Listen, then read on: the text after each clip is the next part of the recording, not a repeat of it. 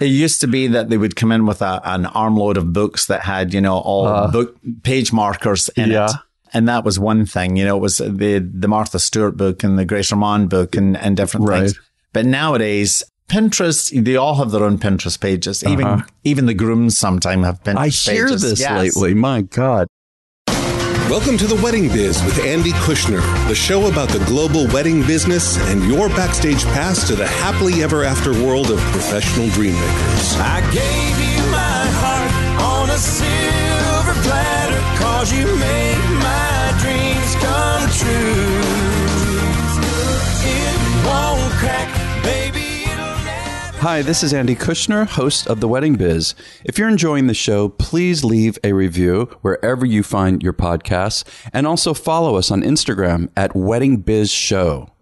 Today's guest is floral designer Ian Prosser of Ian Prosser Productions, which is a luxury division of the first company he started, Botanica. I interviewed Ian in Tampa, Florida, where he had moved long ago from Scotland, where he had already built an incredible career and continued to take it even further, which included bringing his European floral design influence to the United States, and this ultimately affected the shift in wedding floral trends.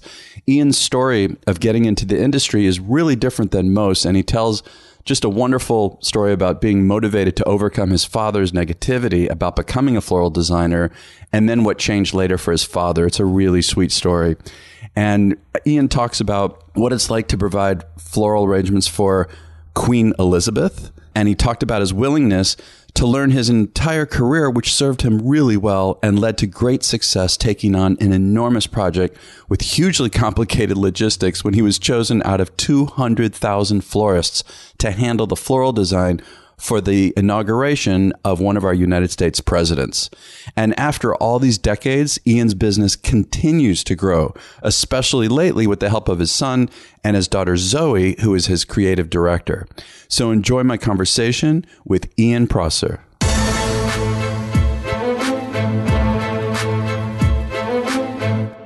So Ian, first of all, I want to thank you from the bottom of my heart for living in Tampa, Florida in the middle of winter so I can get away from that crazy cold where I live. So I understand you are from Glasgow and you are the youngest person to receive the honor of Floral Designer of the Year for all of Scotland and earn the National Diploma of the Society of Floristry, which is the highest European honor in floral design. You own Botanica International Design and Decor Studio here in Tampa, which is a full-service event design and decor company, designing events worldwide. And some years ago, you created Ian Prosser Productions for luxury weddings and events.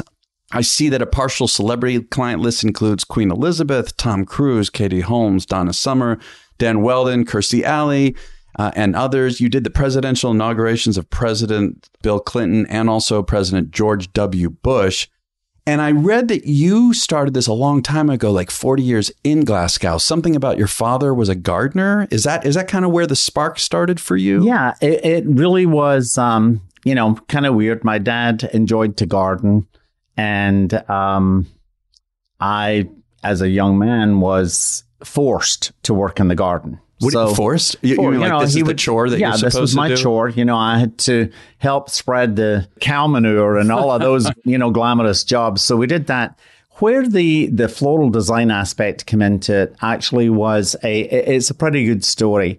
We had a friend of mine's grandmother who lived next door to him, was just the sweetest old lady. And her family, even although they lived next door, really didn't take very much care of her. Yeah. So I felt badly for her and I would go and visit unbeknownst to them. And, we'd have coffee and such like. And she had a great love of flowers. And one day when I was 15, she mentioned to me that she would love to go to flower arranging classes. The local high school that I attended had night school classes and they offered this flower arranging class. But nobody would go with her. And none of her family would drive her there. Oh. So, being the good chap that I am, I asked my father, because I couldn't drive at that point in time. Yeah, so you're like, what, 16, 17? 15. Oh, even younger? Thereabouts. Okay. And in Scotland, you couldn't drive until you were 18. Oh, okay. So, I went with her took her, my dad and I used to pick her up on a Tuesday night. Yeah. And we would go and do this class, and it thrilled this woman's heart. And actually, when I got there, I realized I was the only guy in the class. Yeah. And I realized that I had a bit of a talent for it. But it's very strange to me that a career came out of a good turn for someone else. Yeah. So yeah, it's pretty awesome actually. So, and she got to kind of watch me grow as a floral designer when I went into the profession before she passed away. So after high school, did you go to school? Well, funny thing is, I was actually to go to Glasgow School of Art, and I was going to study fashion. Okay. But I just had this yearning to be a floral designer for some reason. I had gone into the school library, which, of course, back in the day when Adam was a boy, everything was in Rolodex. Yeah. So I was flipping through the Rolodex in the library one day and came across floral design. And it said, you have to have an artistic aptitude, a good sense of color, blah, blah, blah, blah. And I thought, I have all of those qualities. So I used to, with my parents on a Saturday, we used to go into town and have high tea in Britain. It was called, at this certain restaurant every Saturday night. And after mother had done her shopping and different things, and right next to this restaurant was a beautiful flower shop that was an award-winning flower shop. Okay. And I always admired their windows and things that they'd done. And they always had trophies that they'd just won in the windows and such like. And so my mom happened to know someone that knew somebody that worked in that flower shop. And it just so happened that in Europe, they do an apprenticeship system. So it's 4 years. So you go in as a junior and work your way through, the different levels of floral design. Interesting. Okay. So I started there and loved it from the minute that I started in the 10th of December. So it was right before the Christmas rush. Wow. You were thrown in, huh? I was thrown in big time. So it was that created a very good foundation for me, and they encouraged me to start to do competition work. And so my father had been extremely negative about me going into the flower business, which actually then created a fire within me to prove him wrong. But do you know why? Did he have some judgment about it? I mean, here he is a gardener, but I guess the difference between floral design and gardening. Right. So here's where the funny thing comes in. He said that, he thought at that point all of my friends would think I was gay. Okay. And I said, well, do you think that, being a fashion designer is any more butch than being a floral designer? So that's where we kind of left it. And so his negativity was a good thing for me because it, as I said, created this fire in me. And he was, when I would do competition work, he was awesome at helping me make props and so he supported things. So he really in a sense, me. Yeah. And so, he was very much there as a source of encouragement. And, to think that he was so negative about it. Interesting. And so at the age of 19, when I won Floral Designer of the Year for Scotland, he was blown away. Wow.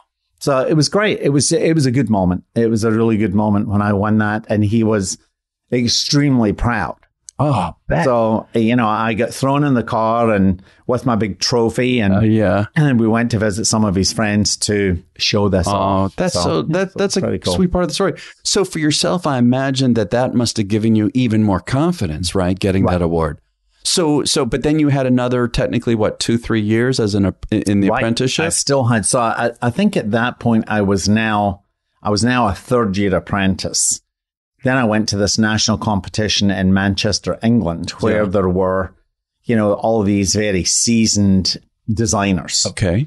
And this was, I had won Scottish Designer of the Year, but Britain was broken into, I think, 13 regions, which included Ireland and Wales, and England was divided into like 9 areas. And so here we were all on this big stage and just competing away, doing different things and such like. And that experience was awesome too. Well, when I come off the stage that day, I didn't win. I was 6th, which I was proud of because I was still the youngest person. Still not bad. Yeah. Right. I got a lot of job offers in different parts of the country, in London and different things. And I just didn't feel right about leaving my folks behind at that point in time. I'm a little bit of a mama's boy. So, so I just stayed where I was, eventually opened my own store actually after I won that, I did go to work for someone else like 2 towns away, and then eventually opened my own store a few years later. So you were what, 23, 4 or something like that? I would be, I think I was 24 when I opened my store for the first time. And it was it's so funny. We used to have these enclosure cards for flowers, you know, the rep would come by and I would see all of these cards that said Shabbat Shalom and Good Yontiv and different things like that. What is that, right? Like, what is this? Well, I ended up buying a flower shop from a Jewish guy in a heavily populated Jewish area. All right. And all of a sudden, you know, Good Yontiv and Shabbat Shalom was now you're speaking Yiddish too, and Hebrew. And all of a sudden, I felt like an honorary Jewish guy. So, I mean, I've got beds and orphanages there and trees planted in my honor in Israel and such like. So that's great. I'm really in with it now. So yeah, it's all good. So did you immediately get into weddings and just the whole gamut? Yeah. You know, we did a lot of weddings. The funny thing in Scotland is everyone going to a wedding wears flowers. So it's not just the bridal party. It's not just the bridal party. So everybody wears flowers. Yeah, which was a pain in the neck because you had this wedding to prepare, but you might have another 30 different corsages. Hey, it sounds like more business for you. It was good business. So we did that, and that really was the kickoff into bigger weddings. You know, the shops I had worked in before did weddings, but they didn't do big weddings. So now that we were in this community in the city of Glasgow, it was more of a production. You know, and I learned how to do chuppahs and, you know, all sorts of different But it sounds like prior to this, you hadn't really experienced that level of a wedding. So were you making up the rules as you went for yourself? Well, what I did was when I bought the store from the guy, I kept him on for a certain period of time so that I could kind of shadow him and see how things were done. I was a better designer than he was. And, you know, so that kind of helped me too. So when I started once I knew the mechanics of how things got made, because unlike nowadays, where we all own structures and chuppahs and such like that are made to our own measurements and whatever, all Jewish weddings took place in a synagogue. You know, there was no... Oh, I see. There was no wedding taking place in a hotel. It was all... So we used all of the chuppahs that the synagogue already had. So we didn't need the structure. We just needed to decorate it. So when then did you earn the National Diploma of the Society of Floristry, which again is like the highest European honor you can get? What happened was the flower shop that I started working at, we came to an agreement that... if I gave up half of my day off, they would give me another half day. And I went to college. I went to college, Woodburn Horticultural College, and which was only 1 day a week, because the premise of what was taking place is they were giving you the design tools to work with, but they wanted you to have the practical experience in a flower shop 4 other days of the week. So that's really how it happened. So then I started there, and then they had this program that basically worked towards NDSF, which is a tremendous organization. So it was all about practical examinations and you know, also, you know, 1,000, well, not quite 1,000, probably a 200 question written examination as well. Oh, interesting. So I imagine that once you earned that, that's when did your business then take another leap? Right. So now I found myself being invited to do shows around the country and that kind of thing. So I was starting to get some national visibility, which was really tremendous. You know, I find you to be an extremely humble person, but I still would like to know if you can put it in words. What was your if there's such a thing as a signature style, or what is it that you did that differentiated you while you were in Europe? This is still before you come to the States. You know, I'm a detail freak. Yeah. And I think I had such a tremendous eye for detail, and I was trained old school. And so I think that what does that helped mean? Me. You know, everything was done. You know, nowadays we have all of these techniques and different things that we all adopt. But I was taught how to, you know, wire and tape everything. Like a whole wedding bouquet was not hand tied, and you know, a talented monkey can do that, you know. Okay. But everything that we did back then was all hand wired and taped. Huh. And the bouquet would have to, when you finished a bouquet, which back then were all cascades, the bouquet had to be so finely tuned that it would balance on your finger like a bird sitting on your finger. Huh. So it had to have this exact balance. And I had a wonderful but very strict teacher that taught me not only within the business that I worked in, but my teacher at college was even more into the detail. The benefit that we had with her is that she had a flower shop in the city of Glasgow that did massive productions. Mm-hmm. So the benefit, another benefit there was that sometimes she would invite some of her students to go and help with these big weddings. Oh. So it started to open your eyes to a different world that was out there. So it was great. But, you know, essentially, I'll call it English floral design was really what I was learning. And it's what I believe I did well, because I'm essentially a romantic designer. Okay. That's what I am. Yeah. So when I came to the States, the funniest thing was, you know, which is now 32 years ago, what was being seen in all of the shelter magazines and such like was English floral design or European floral design. So I really arrived here with an ace card in my pocket because that was all I knew. And so I arrived here when what I had been taught was fashionable in the United States. Interesting. So that's what it really took off for the person that I went to work for. Yeah, can you help me to understand a little bit better what this means by, you know, English style versus American versus... Well, at that point, what was very trendy here in the States was this very colonial style of arranging, which is much more compact, which of course nowadays we find trendy. Okay. But it's not quite colonial now, but it's very compact design. So it's amazing how styles, if you're around long enough, you see that style come back. Yeah. So the American look at that point was very tight and compact, very rounded, very tussy-mussy, whereas the English style of, or European style of floral design is much more loose, and we could maybe even verge on organic. It's designed much more how flowers grew.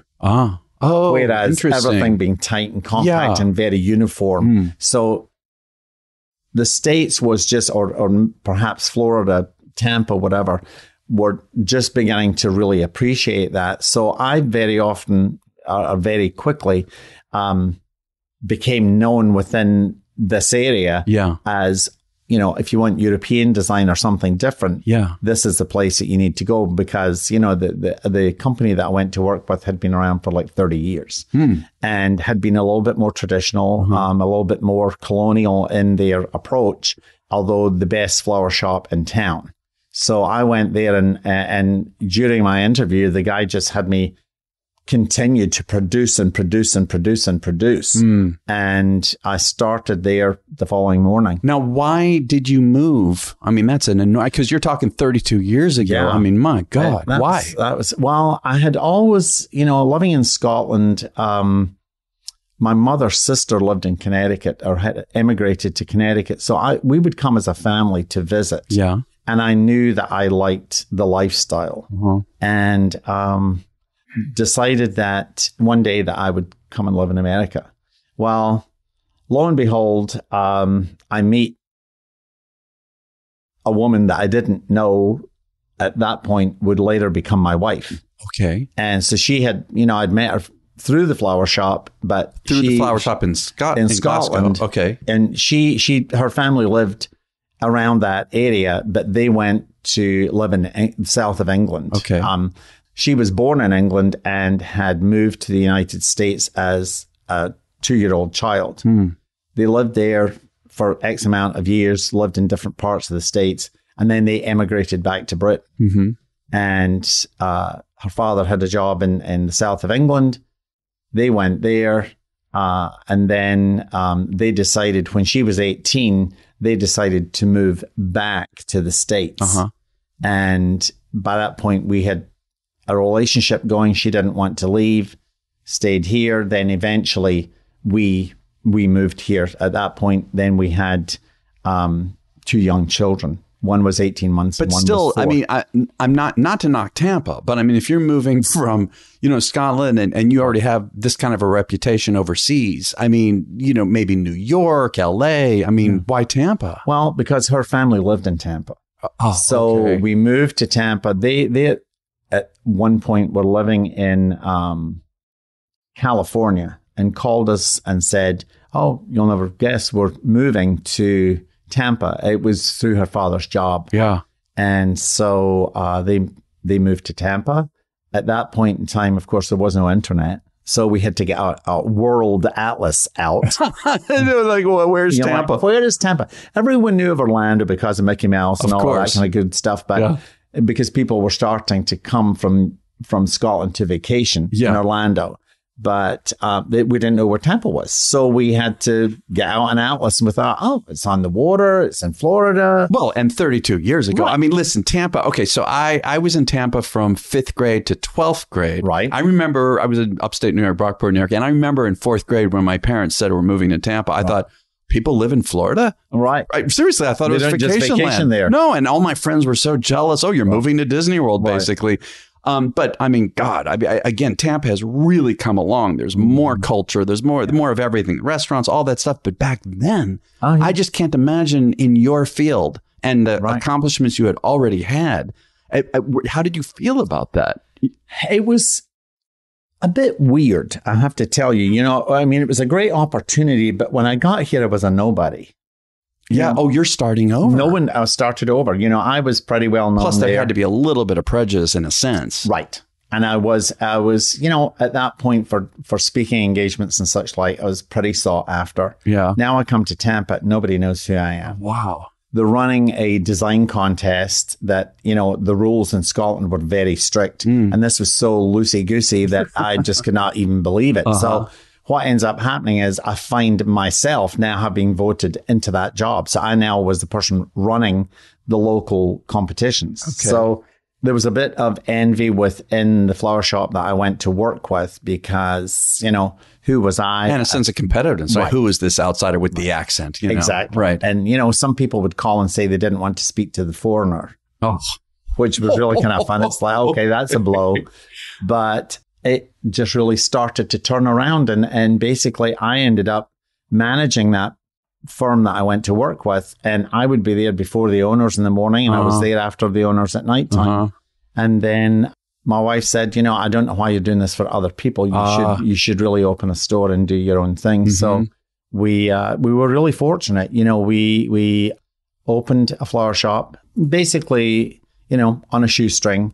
And at the end of year one, when we went to work with the accountant on figures, they said, okay, so how, we're not quite clear on how much did you pay for this business? And I said, well, we didn't pay for the business. We opened it from scratch. Yeah. And I said, why would you ask that? She said, okay, well, back then, that's 32 years ago, the flower shop that has been open for 10 years does about 150,000 in business. And you're telling me that you're a brand new flower shop and you did 282,000 in business? And I said, yeah, no lies. I mean, here it is. So I was just really fortunate out of the gate, right out of the gate. I had worked with this flower shop in town for 3 years and kind of established a name for myself. And then when we opened, business was awesome day one. Well, I want to go back in time for a moment. I'm assuming your work for Queen Elizabeth, was that while you lived in Scotland? Yeah, I did. I was fortunate enough to do a lot of stuff for lots of dignitaries and heads of state and, presidents of other countries, that we would put events together, or provide flowers for those events that were taking place. And, I had flowers that were, presented to the Queen and Princess Diana, Princess Margaret. Can you give me a little more detail, Ian? What's that about? What was that for? What did you do? It was, we did some events that were taking place. She might be coming to open a building or something like that. And so it was very strange to get this phone call to say it could either be from the organization that were doing it, or it might be a reception that the Queen was giving herself. And so how they found me, I don't really quite know, but I know the funny thing is when you're making flowers that are being presented to the Queen. Yeah. One of the jobs, and I don't quite remember how I found this out, but I had to call Buckingham Palace and speak to the Queen's wardrobe. Okay. And they could tell you 6 months in advance that she was going to such and such a place. And if it was a sunny day, she would wear, this jade green outfit. Okay. If it was going to be a more dull day, she might wear burgundy. Okay. So, but geez, you don't know until... You don't know. So you're kind of prepared for both maybe. And, these were her favorite flowers. These were flowers that she did not like. Please make the flowers lightweight enough that it doesn't become cumbersome and she has to hand them off right away. Interesting. So, because every time the Queen would arrive at a building or whatever, she was presented with a bouquet of flowers.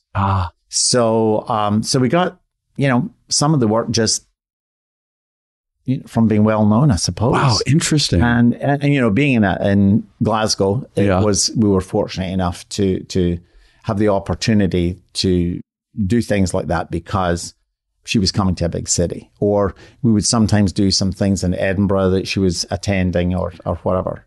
So you come to Tampa, you start to build this business. It takes off fairly quickly. And then I'm assuming that it's after you're in the States that you're getting work for some of these celebrities. I mean, I know you do the Lux Market, in Florida, and around the world, but people like Tom Cruise, and Kirstie Alley. I mean, can you tell me the story about that? Here's the funny story behind it. The first piece of work that we did for Tom Cruise was we got a phone call. It was his, I think, 45th birthday. And they were having this collection of parties in Tampa. The funny thing is, when I get the phone call from Katie Holmes' assistant, the individual said, I believe that you're the Preston Bailey of this area. And I said, well, that's a really nice compliment. Okay. The funny thing behind it was, I suppose Preston is the florist that they used all the time. Okay, I get it now. And he was actually going to be speaking at a conference that I was going to. Yeah. And I ended up canceling going to the conference to take care of his client. That's awesome. So how funny is that? Yeah, so that's awesome. That's really how that kind of started. And of course, Kirstie Alley used to come and buy flowers at my flower shop in Tampa. Donna Summer, we ended up with her as a client because we were doing her daughter Amanda's wedding. And I did not realize that Amanda Sedano was her daughter. Okay. And so what happened was we were doing the sample as we do for the client, to show them the chairs and the linens and the flowers and such like that we're going to do. It happens about 6 weeks prior to their wedding. And Amanda and Abner, who, they have their own band now, Johnny Swim. Okay. Oh, and that's that. I didn't even realize. I've seen them. They're good. And so they arrive. Okay. And Bruce Sedano. And I'm thinking, Bruce Sedano, that is a big name. He started Miami Sound Machine and all of that kind of stuff. And she said, oh, my mom is here. She'll be in a minute. So in walks Donna Summer. I know it's somebody famous, but I don't quite know who it is. Okay. And she just said, hello there, I'm Amanda's mom. Yeah. So we sit and we chat and we had, a good amount of back and forth. And I'm thinking, God, who is this? Is it Chaka Khan? I mean, who is this person? So the way that my office was laid out there, we had my office where I met, and we had a room where we showed what we were to do. But in order to get from A to B, you had to pass my workshop. And so Donna had asked to use the bathroom, and she had her, what we know as the Donna summer hat, and big sunglasses on. So I went into the back and said, the client is coming through to use the bathroom, which was off of the design room. But I'm like, but it's somebody famous, but I don't know who it is. And so she came out the bathroom and she passed one of the girls, who is now mouthing behind her, "Oh my God. Oh, that's funny. It's Donna Summer." Oh, there you go. So funny thing is, we do our thing, and we arrive the wedding was at Donna's house, which is below Sarasota in Florida, and Manasota Key. And so we go to the house, and, we're doing things, and outside, the whole wedding was outside. And I had gone in to do flowers inside the house that were, just going to be sitting around as she was having photographs done and as she was getting ready. And Donna said, "Ian, do you mind? Could you help me carry Amanda's dress upstairs?" And she was like, "Well, oh my goodness, I can't believe, you hear about bridezillas, and not that she's been a bridezilla, but she's just been difficult today and blah, blah, blah." And I said, "Well, I can completely empathize with you because my own daughter got married 6 weeks ago. So I completely understand what you're going through." So we're working away there, and she's like, "Are you hungry? Could we just make you a sandwich?" So here's Donna Summer making me a sandwich, and she and I sat there and had a really nice chat for some time. And then, of course, I went on and finished doing the wedding. And from there, then she became a client that we did some parties for, and showers and different. Yeah, actually, so it was very nice. I ran into her. Well, she ran into me. Someone bumped into my shoulder, and I turned, and she says, I'm sorry," and I turned around. It's Donna Summers. That's my Donna Summers story. There you go. But also, you did the presidential inaugurations of President Bill Clinton, President George W. Bush.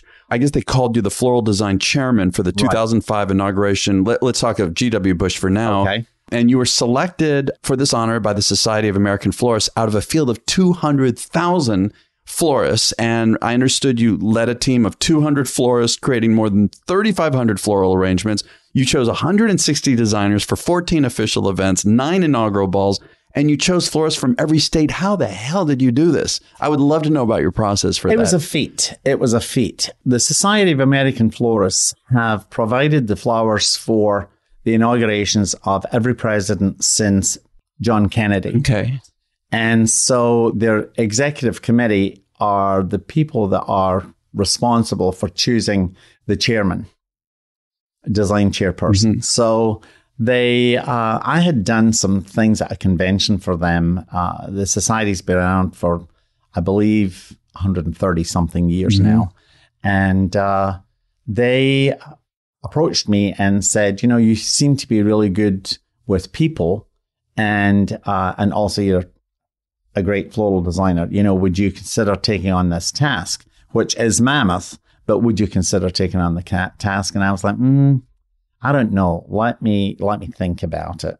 I had already done, I'd worked on Bill Clinton's inauguration and on George W. Bush's first inauguration. Wow. Was it similar too in terms of scale?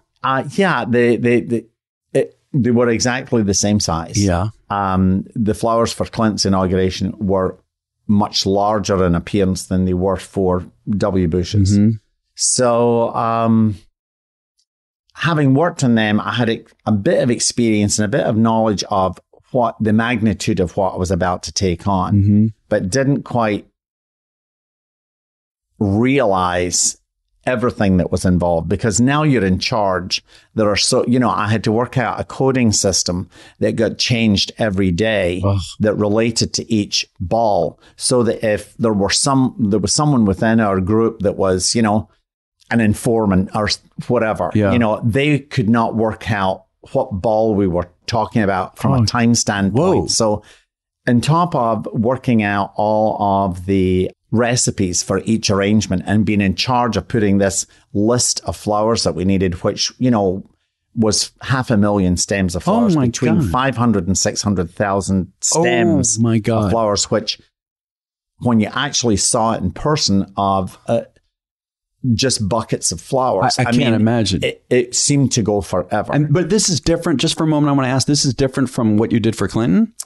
It sounds like a much bigger... Yeah, it was, I played a small part there. Oh, okay, I got you. From the standpoint of, I was one of the designers. Oh, I see. So, and this is the first time you're the chair. Right. Okay. So, got it. So, so it was very interesting. I mean, I had to choose every container, make sure we had foam for all these designs. And it was a massive chore.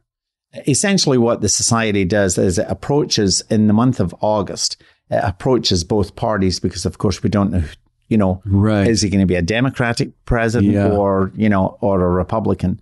So then after the inauguration, we make contact with that party and we've already explained what we do. And it's a donation of $5 million of flowers from the floral industry, from a labor standpoint and from a product standpoint, between containers and foam and transportation and all of these things are donated. And it's just, these florists don't get paid to do it. It's just, it's an honor. It's a feather in your cap. So one of the specifications that they have is that we invite florists from every state. Wow.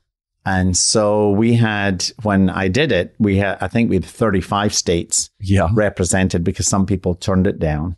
And we had people from Hawaii to Alaska that came to work on this. So it was the greatest honor that I've had in the business. I never thought as an immigrant that I would have the honor of being the chairman for an American president's inauguration. That's incredible.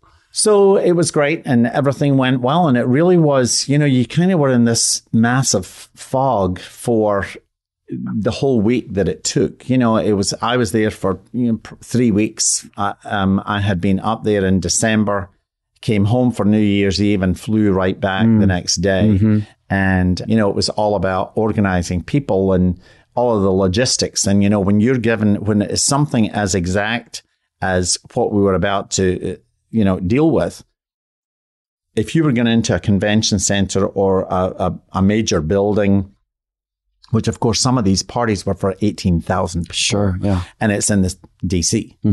And so when they gave you a load-in time of 8:15, at 8:16, if you were not there, you lost your time slot. So, in snow and traffic and whatever, I mean, it was just...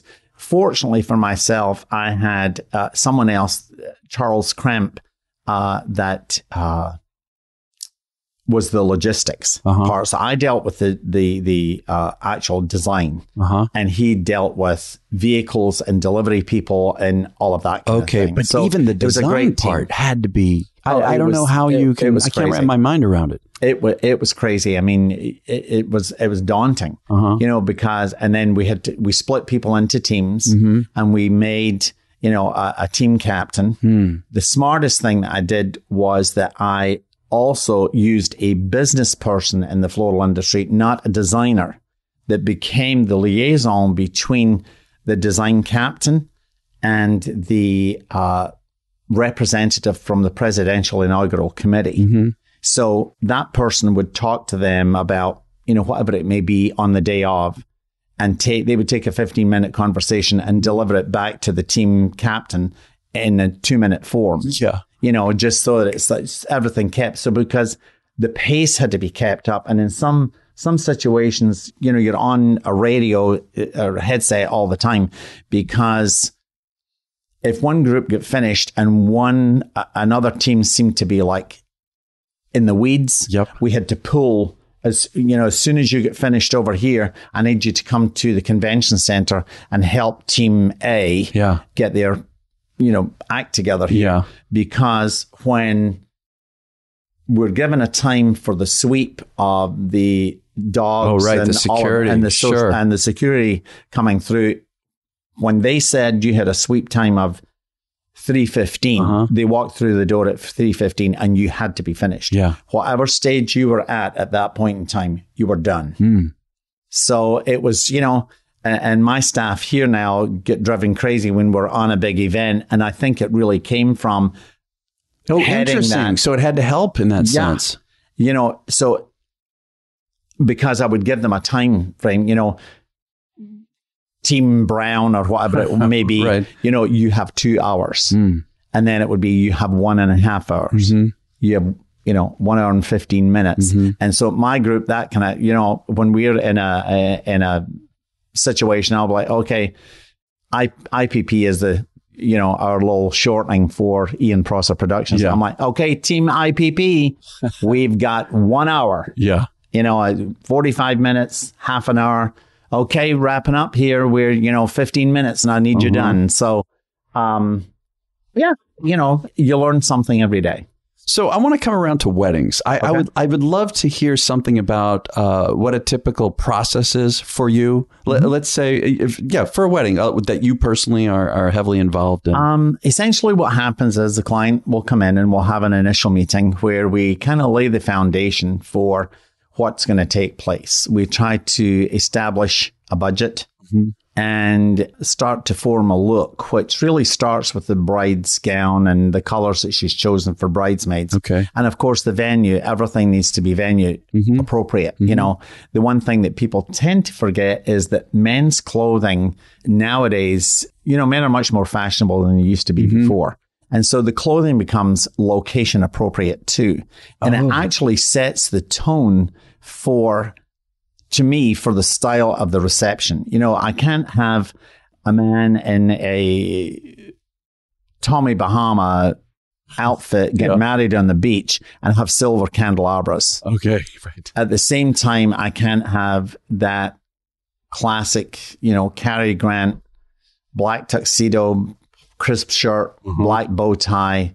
You can't have that and have, mason jars with sunflowers in it. So we have to help them decide on the men's fashion. The women's fashion is already established. Yeah. In fact, several clients will call us and say, okay, well, we're looking at, apple green or mauve or chocolate brown for dresses. What do you think we should have? Oh, interesting. Yeah, it's kind of funny at times. So they come in that first time, and then we form a proposal for them, and then normally they will come back in a few weeks after they receive that proposal and they've signed a contract with us, and we'll kind of pare it down a little bit. We'll get more detailed with it and such like. And then sometimes we really don't see the client now until 6 weeks before their wedding. Yeah. Typically, it's 3 appointments. Some people, it can be 10. It's whatever the client needs to make them feel like they're in a comfortable position. But during this whole, we put together a written proposal of what we think they would love, and we create a storyboard that goes with it. So it may not be exactly what they're looking for, but it will be perhaps the container or the design style of the arrangement or such like. And so it a lot of people are very visual and they need to see. So to send them just this, written proposal, they don't quite get it. So the storyboard helps a lot. Yeah. And so that's basically how we move forward. Haven't things really changed a lot? I'm imagining brides now bringing you Pinterest boards and all of that. Is that just, Oh, Lord. It is, it used to be that they would come in with an armload of books that had, all book page markers in it. And that was one thing, it was the Martha Stewart book and the Grace Ormond book and different things. But nowadays, Pinterest, they all have their own Pinterest pages. Even the grooms sometimes have Pinterest pages. I hear this lately. My God. And they basically, most times you can't give them, you can't have 53 looks at the same wedding. So our job then is to help them to pull it back and give them the advice and the tools that they need to decide what is really the look that they want. The nice thing is, or what I do is I'm speaking to a bride, I maintain eye contact with her. Yeah. And her eyes become the barometer to me. And if I start to speak about something and their eyes remain dull, I know that I'm going down the wrong road. Right. When I'm talking to them and their eyes widen and their eyes start to sparkle. You're in the right path. I know that I'm going in the right direction. So that to me is very useful. Just maintain eye contact with the client when you're talking about certain design styles. I really like that. Yeah. It's real. I mean, I suppose it would happen in music as well. Well, yeah, but wow, I haven't heard it talked about like that. I love that. So can you give me maybe a story of a favorite wedding experience? I mean, I know my God, in decades, you got to have a ton of them, but is there any that really stands out to you where you can give me some details on or recent, whatever? You know? It's kind of funny. One of my favorite weddings was Donna Summer's daughter's wedding. Okay. It was really great. But at the same time, there are, I think my very favorite thing is, when you have really helped a family, and it's not just the bride getting married. It's a family. It's a union of two families. Inevitably, mom and dad are paying for it. So the mom and the daughter are the ones that we have to design for and make them happy. Dad's paying for it. And so very often we don't see the father until the sample. I thought you were going to say till the ceremony. Very often we don't see him till the ceremony. In fact, one favorite thing that I'll never forget happened a few years ago. The wedding was at the Ritz-Carlton in Sarasota, and it was a fairly elaborate wedding. It was when floral boas, that go all the way down feasting tables and come off the end of the table and go to the floor, had just become fashionable. Yeah. And we'd done this. It was just a beautiful wedding. And it was all on apricots and chartreuse greens. And it was just a very fresh, beautiful look. And we had the ballroom doors locked.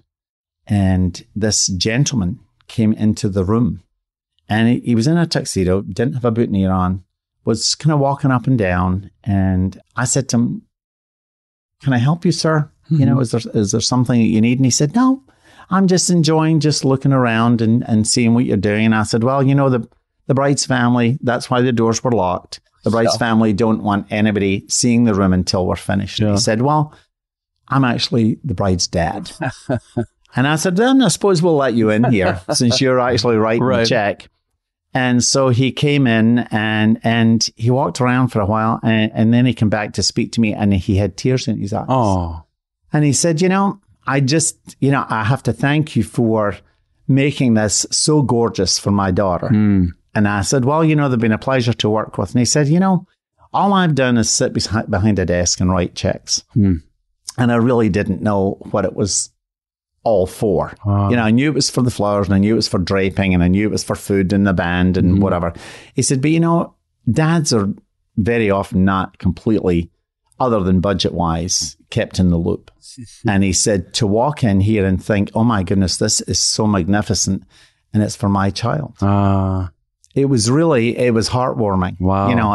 It was really great. And so and he was the CEO of a major corporation that, and here we are dealing with pretty flowers, But then he can appreciate it. And he totally appreciated it, and it made the whole thing come home to roost in my own head about how people can be blown away with the visual effects of what we do. Yeah. Everything it is first impressions or last impressions. It's when that door opens and people are like, "Wow, this is fabulous." And so, the dad then accepted all of these allocates about this gorgeous wedding that he had, put together for his daughter. And it's a very proud moment for them, I think, when they realize what the wife and the daughter have done to pull this together, and also with the aid of professionals like yourself and myself.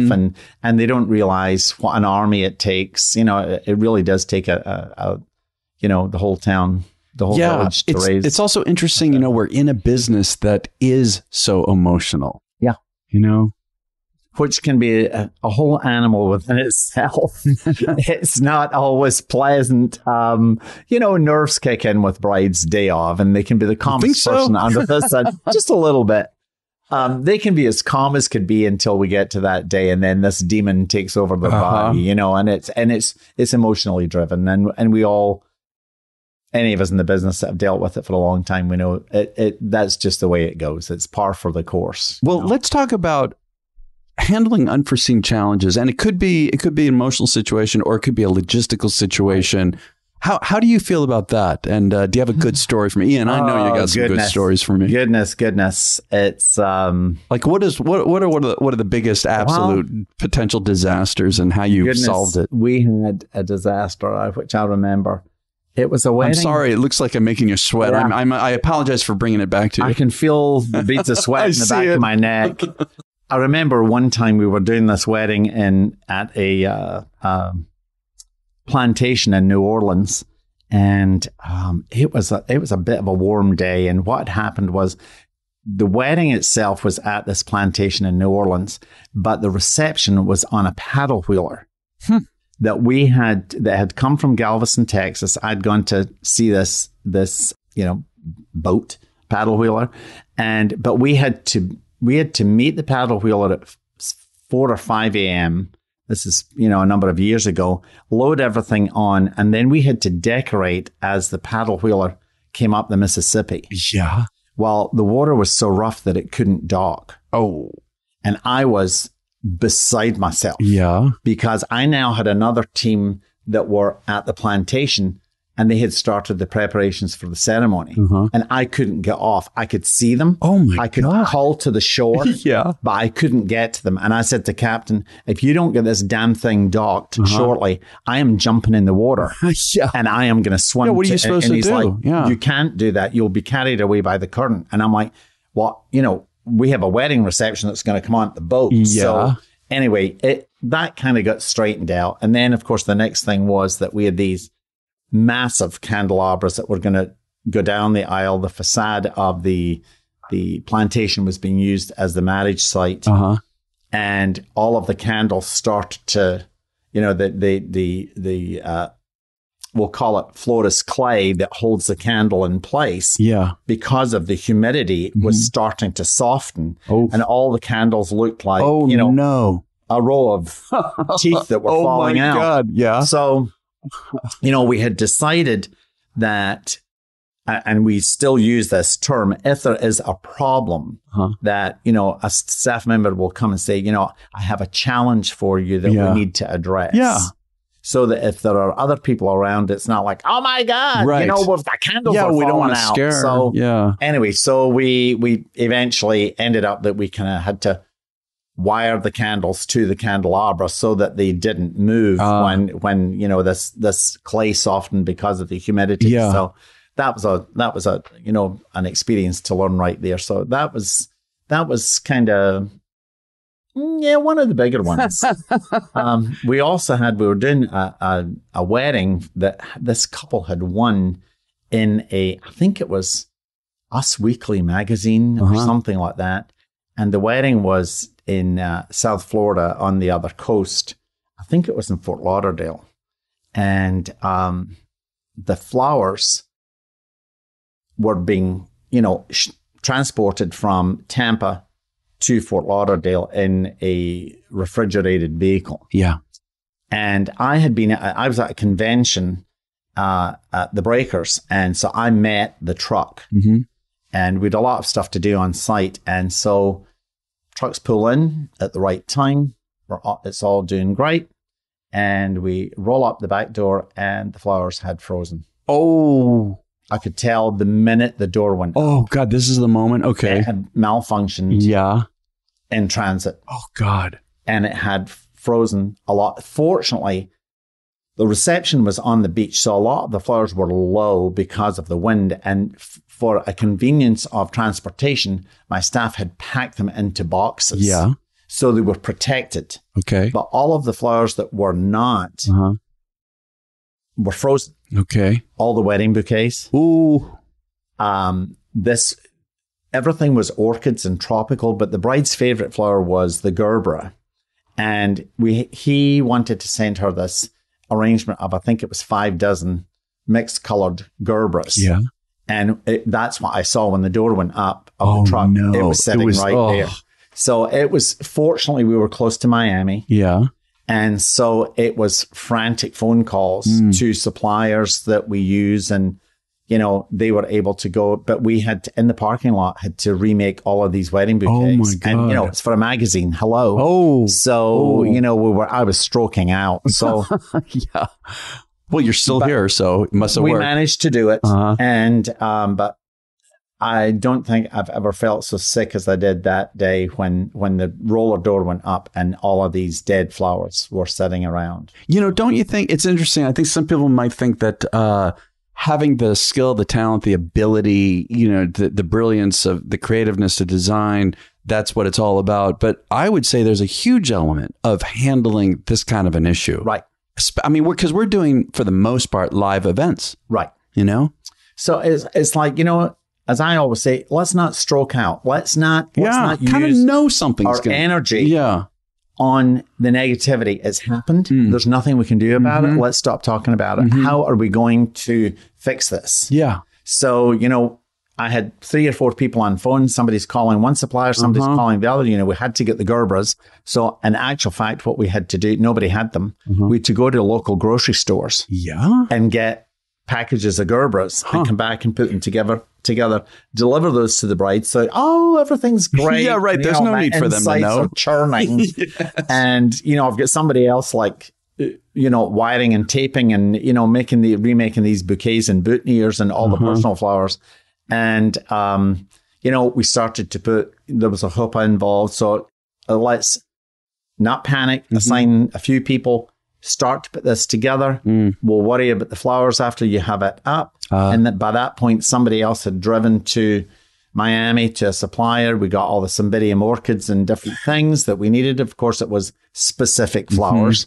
But in the meantime, one person or several people had the structure up and the foliage on it was all tropical foliage. Yeah. And then we inserted the flowers when they got there. But it was kind of trying to keep the wedding planner away. She had been alerted to the situation. Yeah. But we just tried to keep everybody away other than my own staff so that we could deal with the situation and just get it taken care of. So all ended well. They've got babies now and the flowers looked great in the photographs. So it's all good. Well, Ian, just a couple more questions.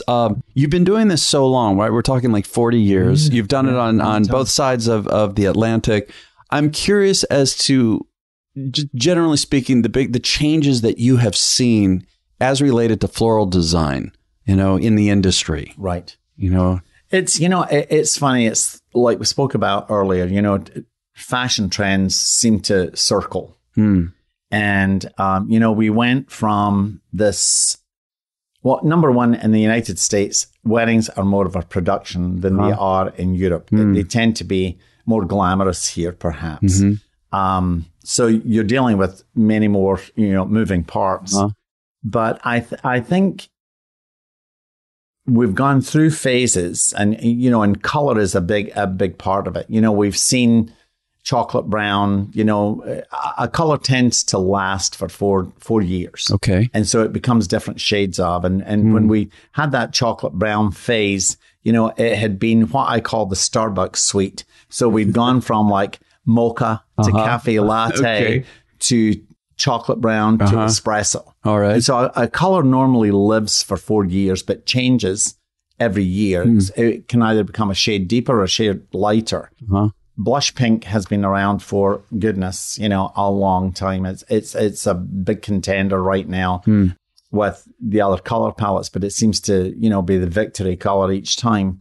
But, we've gone from that very tight Martha Stewart, what I'll call a Martha Stewart wad. Okay. That was just this, she was famous for that clutch bouquet of, 24 roses. And that was it. It was very tight. And the table arrangements were all like that. And so everything was kind of low and clustered. And, then we saw for a while, we saw that Preston Bailey look that was massive, elevated. Yeah. Just, masses of flowers being used. Yeah. And then we moved through a stage where everything then became more loose and open.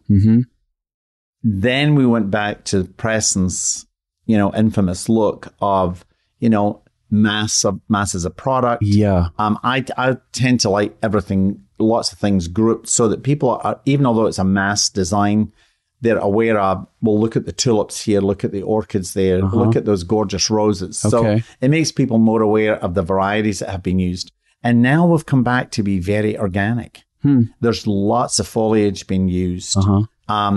sometimes it's more difficult to make something look less structured than it is to make something look very compact. And I think this is where it kind of separates the men from the boys. Okay. You know, it's much easier for someone to take 24 roses and make it look good as a hand tied. You know, they're making a little dome, a little water roses, and here we go. But to have the talent to use different varieties of flowers to make it almost look like they've been hand gathered from the garden, I think is a greater feat. So it takes more talent to do that. I was going to say, it seems more artistic too. It takes more talent to do that. So now we've seen this look, but it's become even more. I think when it was with us before, it was more gardeny, but now it's become way more organic, where we're using a lot more. People are using succulents, which have been around for quite some time, and they're using, herbs and different things that give a very unconstructed look, which is harder to put together. So, and just to wrap up with, where do you see yourself and your business going in the next 5-10 years? Goodness. I've been talking about that stuff lately. Yeah. My children are in the business. Zoe, isn't she running? Zoe's the creative director, and she's basically running the show at this point. My son is the buyer and buys everything that comes into the building, whether it be toilet paper or fabulous flowers from different corners of the world. Okay. So, I'll never give up on what I do. I think they'll carry me out of here in a pine box. In fact, they joke that, they'll get the phone call ahead of time. Okay, he's headed this way. He's 78 and he's in a wheelchair or something. Gird your loins. Here he comes. And, they'll open a roller door to allow him a wheelchair to get in the door. I think, our business really has continued, particularly in this last few years, to grow in leaps and bounds. And my daughter had the insight to add to our business just in this last year a company that we call Style House, which is special event rental furniture company. And we have some really classic but unique things, and with funky chairs added and such like. It was a void that was in our market. And it's really taken off in leaps and bounds. So it's the business continues to grow really well. Wow.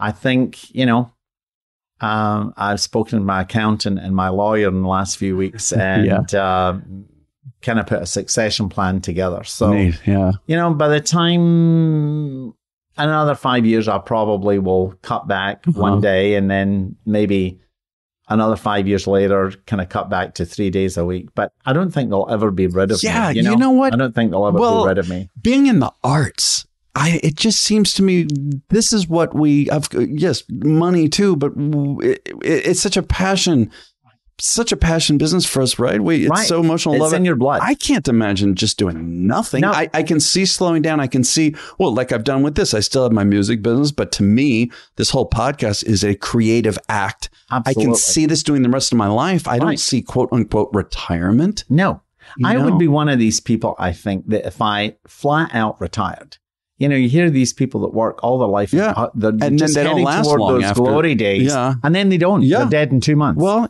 and so I think I'll probably die with a design knife in my hand. I love that. And just I carry some value in this company, I think. So I think I'll always be here, but I'll just gradually take a step back. I love it. And I'm confident in the kids that they will carry on, where we are. It's to their benefit, of course, to do that. So that's kind of how I kind of see it. And of course, I'll go out in a blaze of glory because I'll bet. I've jokingly told them, and I don't know if I'm joking so much. I'm like, if you go to that funeral home and there are not many flowers, I don't care if you call the studio and say, just keep turning them out, put cards on it from Mickey and Minnie. But the day that I leave this world, there had better be a lot of flowers. Oh, man. You hear that, Zoe? You hear that? Right. Or I'll come back and haunt them. They know that. So what is the best way to find out more about you and your company? You can certainly go on the web and go to botanicaflorist.com. Botanicaflorist.com. Okay. And there's also a link there to Ian Prosser Productions. So you'll see the magic that we create on a weekly basis and that, we do with love. Well, great. And on our website in the show notes, we will have all of this there. Well, Ian, this has been a pleasure. Thank you so much for the time. This has been a blast. Thank you very much for inviting me to be here. This has been The Wedding Biz with Andy Kushner. You can find us at thewedingbiz.com and on Instagram, Facebook, and Twitter at Wedding Biz Show. I gave you my heart. If you want to support the show, we'd be grateful if you shared it with colleagues, friends, and family. We'd also appreciate your review wherever you listen to podcasts. Thanks for listening. It'll never shatter, no matter